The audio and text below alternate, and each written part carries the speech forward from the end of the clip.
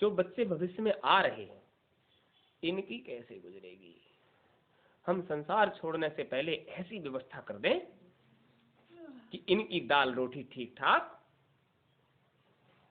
आज के माँ बाप अपने लिए ज्यादा परेशान नहीं है, और जब बात करो तो वो कहते हैं कि हमारी तो गुजर गई। अब हम जो रात दिन मेहनत करते हैं वो इनके लिए करते हैं। मतलब उन्हें उस पर कोई भरोसा विश्वास नहीं है कि जिसने इन्हें बनाकर भेजा है वो इनकी व्यवस्था भी करेगा। एक प्रेमी कह रहे थे, डर तो इस बात का है हमने बड़ी मेहनत से बनाया है, ये औलाद कहीं बिगाड़ न दे।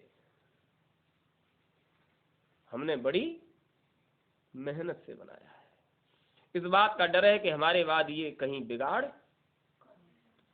वैसे आप लोगों को तो किसी बात का डर नहीं है, निडर हो, बिल्कुल निडर हो, तभी तो घर वालों की परवाह किए बिना यहां तक आ गए, संसार समाज की परवाह किए बिना यहां तक आ गए। डर नहीं है इसीलिए तो। लेकिन संसार में ऐसा कोई नहीं दिखाई देता जिसके अंदर का डर खत्म हो गया हो। शिव विरंच हर जाए डिराही, अपर जीव के लेखे माही। जिनको तुम सबसे बड़ा मानते हो, महापुरुष कहते हैं वो ब्रह्मा विष्णु महादेव भी डरते हैं किसी से। उनकी सृष्टि में तुम निडर हो सकते हो। चौपाई कहती है जाए डिराही, वो भी डरते हैं किसी न किसी से। उनके अंदर भी भय है कि जो हमसे ऊपर बैठा है वो अधिकारी है, वो कहीं ऐसा न कर डाले कि हमारा सारा काम खराब हो जाए। आज तक का इतिहास जो बना हुआ है, ब्रह्मा विष्णु महादेव ने अपने चरित्रों में जो इतिहास बनाया है वो किसी न किसी के डर को खत्म करने के लिए बना है। डरते नहीं है तो भस्मासुर की वजह से भाग रहे थे। डर था कहीं हमारे वरदान से हमारे ही सर पर हाथ न रख दे। डर था, मतलब उन्हें भी भय था, अपनी वाणी से खुद ही फंस गए तो डर था। श्री हरि ने आकर बचा लिया। और वो कहते हैं कि ऐसा कोई नहीं जो डरता नहीं। और उसके बाद कहते हैं अपर जीव कई लेखे माही। तो ये संसार में जो प्राणी आए हैं इनके पास तो कोई शक्ति सामर्थ्य भी नहीं है, तो इनका डर कैसे खत्म हो जाए।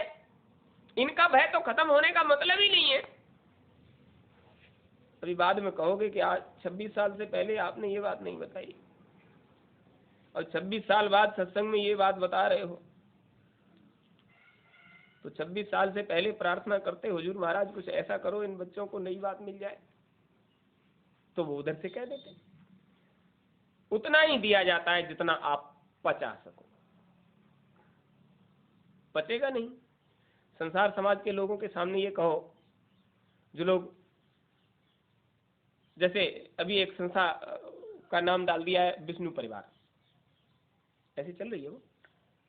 जो लोग उसमें जुड़े हुए हैं वो भगवान विष्णु को पहले नतमस्तक होते हैं। वो साकार में हो चाहे निराकार में हो, और वो महापुरुष कहते हैं वो भी डरते हैं। तो हमें ऐसे की संगति में पहुंचा दीजिए जो न खुद डरता हो, न उसकी संगत में पहुंचने के बाद जो संगत में पहुंचे उसे डर हो। आपको इतिहास चरित्र को सुनाकर आइए बताया कि प्रभु श्री राम जो है वो इनके पिता हैं, ब्रह्मा विष्णु महादेव। नेत नेत जे वेद निरूपा, निजानंद निरुपाधि अनुपा, शंभु बिरंच विष्णु भगवाना, उपजे जासु अंश तय नाना। ऐसे करोड़ों उनके अंशों से पैदा होते हैं। जब उनके अंशों से पैदा होते हैं तो कोई एक बाप है जो पैदा करता है। बिना माँ बाप के संतान पैदा होने का मतलब नहीं। और वो कहते हैं कि उनके अंशों से ऐसे ऐसे करोड़ों पैदा होते हैं। तो सृष्टि का एक रोम भर भी नहीं है, हम एक रोंगटे भर भी नहीं है। ये जो देख रहे हो या जहां तक हमारा ज्ञान पहुंच रहा है वो एक रोम के बराबर भी नहीं है। उधर तो वारा पार नहीं है, वो कितना लंबा चौड़ा पसारा है। तो समझने के लिए ये बात बड़ी है कि जब प्रभु श्री राम इनके माँ बाप श्री राम पिता हैं और सीता उनकी माता है, तो उनका भी परिचय हमें मिल जाना चाहिए। और वो ये कहते हैं कि अगर आपको निर्भय होना है, संसार में कहीं भी चले जाओ, भय आपके संपर्क में न आए, तो प्रभु श्री राम ने जब परशुराम जी से मुलाकात हुई तो खुद कहा, विप्रवंश की अस प्रभुताई, अभय होय जो तुम्हें डराई।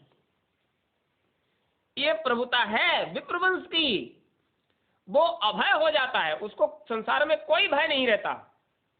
जो तुमसे भय मानता है, जो तुमसे डरता है, उसे संसार में किसी से डरने की जरूरत। प्रभु श्री राम ने कही ये बात। यानी ब्रह्मा विष्णु महादेव के जो पिता हैं वो ये बात कहते हैं कि अगर विप्र से भय मानते हो तो संसार में फिर तुम्हें किसी से भय मानने की आवश्यकता, मतलब भय तो तुम्हें किसी न किसी से मानना है। विप्र में ऐसी क्या बात है कि विप्र वंश की अस प्रभुताई, अभय हो जो तुम्हें डराई।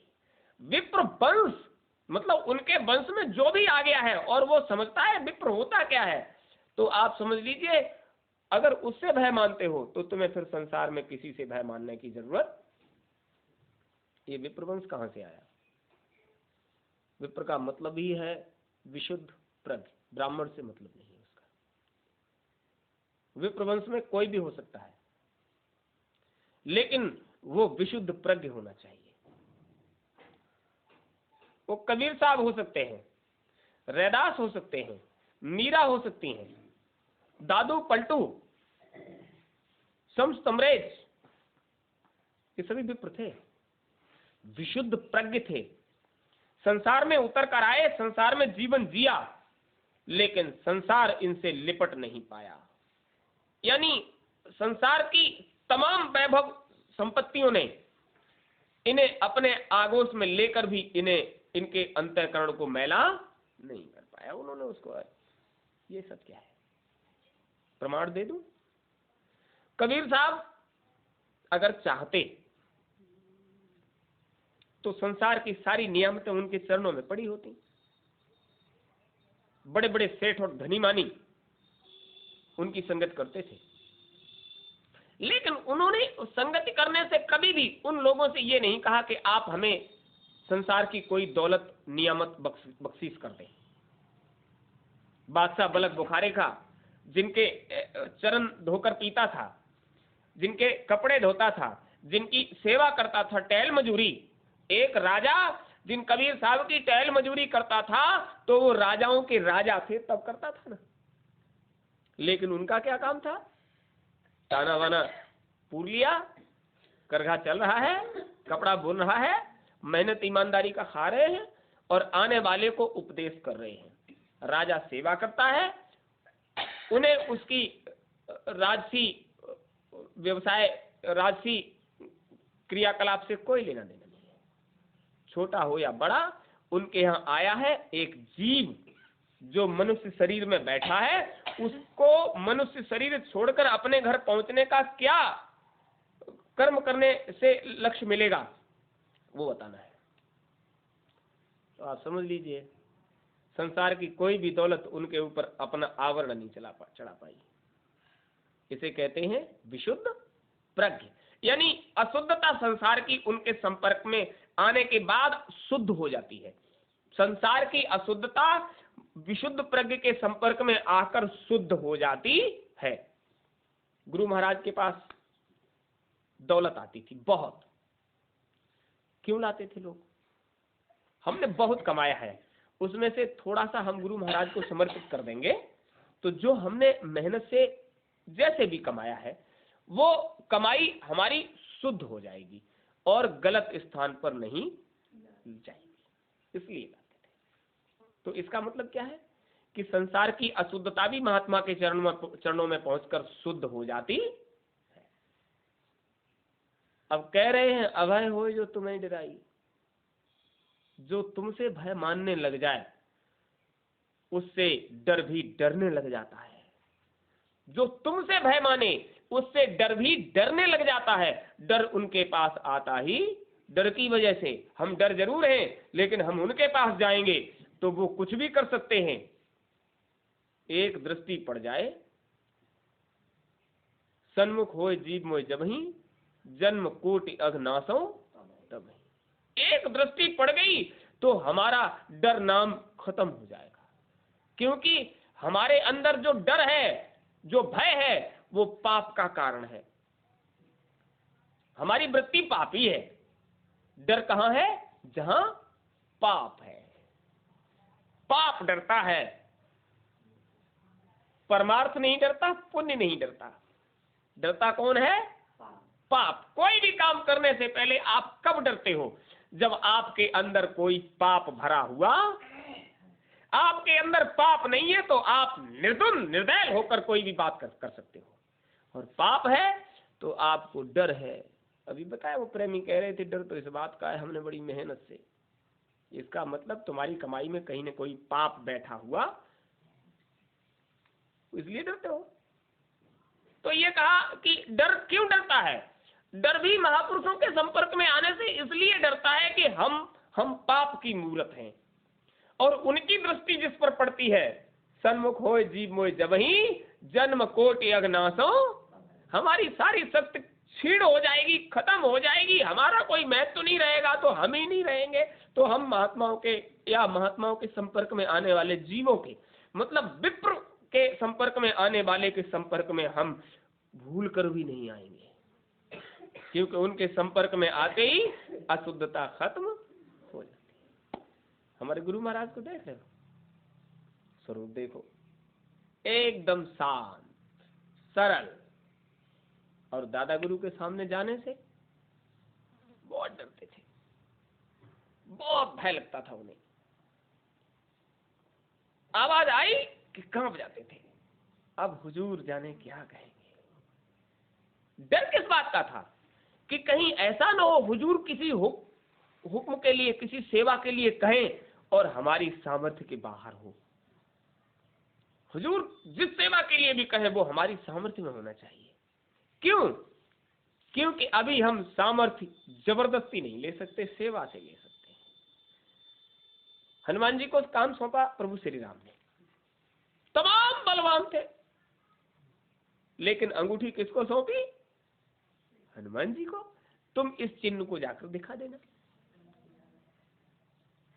वो सामने नहीं आ रहे थे, डरते थे कि कहीं प्रभु हमें कोई ऐसी सेवा न सौंप दे जिसे हम न कर सकें, क्योंकि प्रभु के आदेश को हम टाल नहीं सकते। गुरु महाराज क्यों डरते थे? कि हमारे हुजूर महाराज कोई ऐसी सेवा न सौंप दें जिसे हम न कर सकें। गुरु महाराज की कोई भी सेवा उसे हम तुरंत कर दें, अगर उसमें जरा सी भी कमी आई तो हमारे सेवादार होने में कमी। ये डर है। डर इस बात का थोड़ा ही है कि वो हमको डांट देंगे या हमसे कुछ कहेंगे, ये डर है।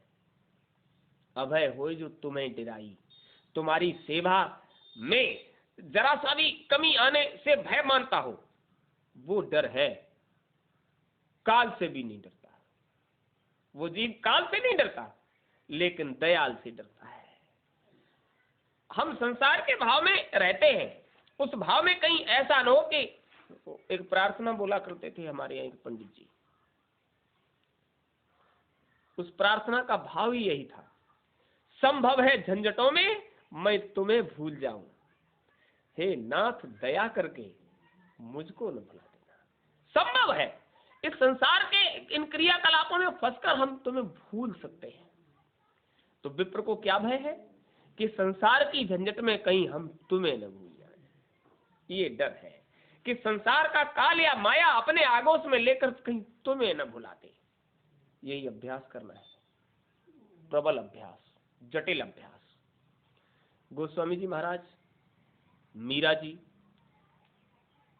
रैदास जी संसार के इतने धनी मानी थे। देखो मीरा जी छत्राणी थी, राजकुमारी थी, राज परिवार में ब्याही, लेकिन संसार की किसी भी चीज ने उनके ऊपर प्रभाव नहीं डाल पाया। ठोकर मार के चली गई राजमहल को, वो वृंदावन में रही, द्वारिका चली गई, कोई भय नहीं।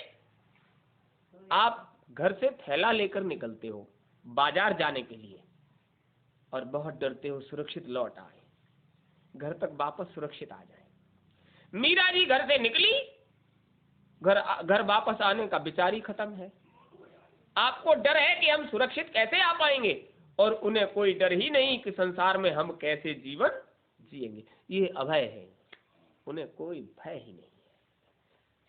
और जब तक ये भाव आपके अंदर नहीं आता, गुरु महाराज दादा गुरु से क्यों डरते थे?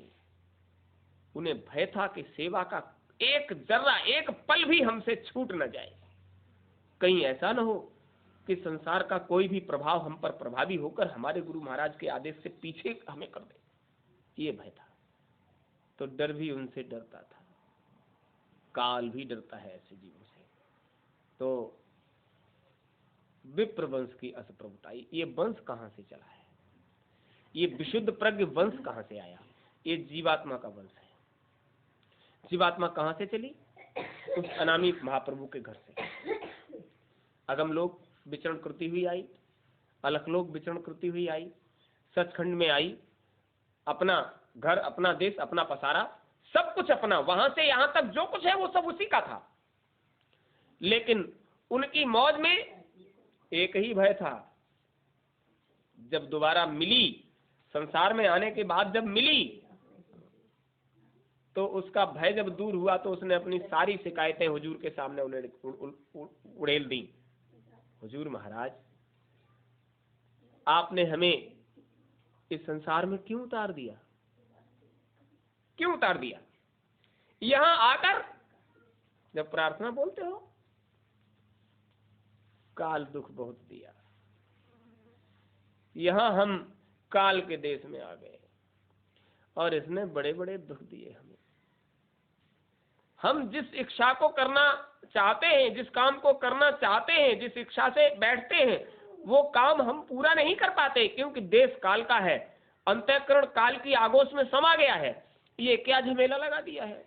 हम जब आए थे तो ये अंतःकरण नाम की कोई चीज नहीं थी, लेकिन काल ने हमारे साथ अंतः यानी हमारे आगोश में, हमारे अंतर में ये क्या बिठा दिया?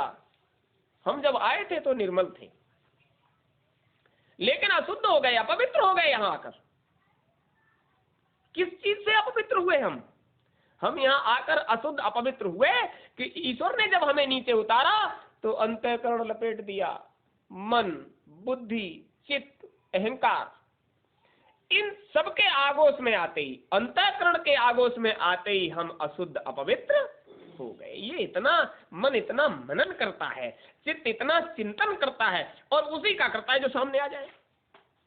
बाहरी कर्म चक्षु संसार को देखते हैं और उन्हीं में ये रमा रहता है। हम इसको बहुत समझाते हैं, ये अशुद्ध है, अपवित्र है, इस अशुद्धता अपवित्रता से मुड़ो और शुद्धता पवित्रता की तरफ चलो। ये है संत मत। अशुद्धता अपवित्रता में ही रमाए रखने का काम है लोकमत, और अशुद्धता अपवित्रता से मुड़कर अपने घर की तरफ चलने का काम है संत मत। संत मत में मान सबका, अपना छोड़ के, अपने मान की परवाह नहीं होती। संत मत में अपने मान की कोई परवाह नहीं होती, और लोक मत में मान सहित मरिबो भलो, यानी मरने के लिए भी सम्मान चाहते हैं, हम मरे तो सम्मान से मरे। और संत मत में गुरुपद पंकज सेवा, तीसरे भगत अमान। ये मान का कोई चक्कर नहीं है। अंतःकरण जहां है वहां मान की चर्चा है, अंतःकरण को छोड़कर अमान हो जाता है जीव। अंतःकरण को तुम छोड़ नहीं सकते, अशुद्धता अपवित्रता को छोड़ नहीं सकते, तो मान बड़ाई तुम्हारा पीछा छोड़ने वाली। किसी ने अगर खरी बात भी कह दी, दो बोल तुम्हारे अनुरूप नहीं हुए, वे बहुत खराब। वे अम्मा आती नूरपुर से, भैया बहुत खराब, ऐसी कहती हैं, लिया दिया कुछ नहीं, अम्मा ने थोड़ा खरा कह दिया, खरा कह दिया तो खराब लग गया, खरा कहा, मतलब अम्मा ने इसलिए कहा इसमें कच्चा नहीं है। रोटी आप चूल्हे में पकाते हो, जब खरी पकती है तो कच्चे की कोई गुंजाइश नहीं रहती, लेकिन बहुत ज्यादा खरी हो जाए तो इतना खरी भी न हो कि वो जल जाए और स्वाद बिगड़ जाए। खरी तो हो, लेकिन इतनी ज्यादा खरी न हो कि वो जलकर स्वाद को बिगाड़ दे। खरी तो हो, खरी में कच्चापन नहीं होता, और खरी नहीं है तो कहीं न कहीं उसमें कच्चापन जलता है। तो देखो ये सौदा बिल्कुल खरा है, संसारियों के लिए खराब। खराब। अरे वो पंडित जी वहां बुला लेते हैं, जाने क्या कहते होंगे। यहाँ जो भी आता है उसको मालूम है, न अपनी कहते हैं न तुम्हारी सुनते हैं। उस मालिक का चर्चा, तुम उसके संपर्क में कैसे आओगे, अपने घर कैसे जाओगे, सिर्फ ये चर्चा आप लोग कहते हो। तो भी बाद में ये कहते हैं प्रयास ये किया करो कि यहाँ आने के बाद जो भी चर्चा हो हुजूर महाराज की हो, संसार समाज की हो तो नेक चर्चा हो, आचरण विचार हमारे नेक हो जाए। हमारा अंतःकरण ऐसा क्या हमें लगा दिया कि जो अशुद्ध और अपवित्र होने की वजह से अपने घर वापस नहीं जा सकता। अंतःकरण नहीं होता तो जीव सतयुग योगी सब विज्ञानी कर हर भजन करे भव प्राणी।